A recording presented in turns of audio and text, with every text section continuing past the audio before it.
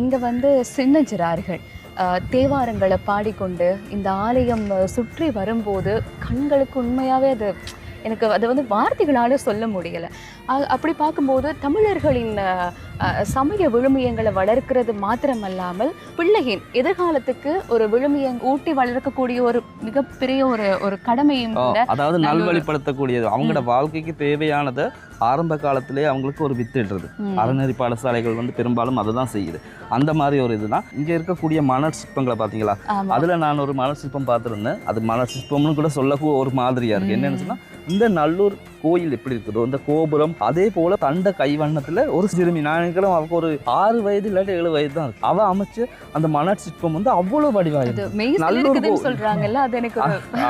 அந்த நல்லூர் கோயிலை நாங்கள் எப்படி பார்க்குறோமோ அதே மாதிரி காலையில் நான் அதை பார்த்தேன். அதே போல் முருகனை வந்து ஃபுல்லாக வடிவமைச்சிருக்காங்க. இதில் பெரிய பெரிய மனசிற்ப கலைஞர்கள் வந்து செய்யலை, இந்த சின்னஞ்சிறார்கள் தான் செஞ்சாங்க. அப்படி பார்க்க போனால் அவங்களுக்கு இவ்வளோ பெரிய ஒரு ஆற்றல் இருக்கு இல்லையா? அந்த ஆற்றலை வந்து இந்த அலங்கார கந்தன் வந்து அவங்களுக்கு கொடுத்துட்டாரு. அதுதான் நானும் சொல்ல வந்தேன். என்னன்னு சொன்னால், இப்போ இந்த சின்ன வயசுலேயே தன் மனதில் நினைக்கிற ஒரு விஷயத்தை அது உருவப்படுத்துறது அப்படின்றது மிகப்பெரிய ஒரு ஆற்றல். எல்லாராலையுமே முடியாது. சிலருக்கு நினைக்கிறது வெளியில் சொல்லக்கூட முடியாது.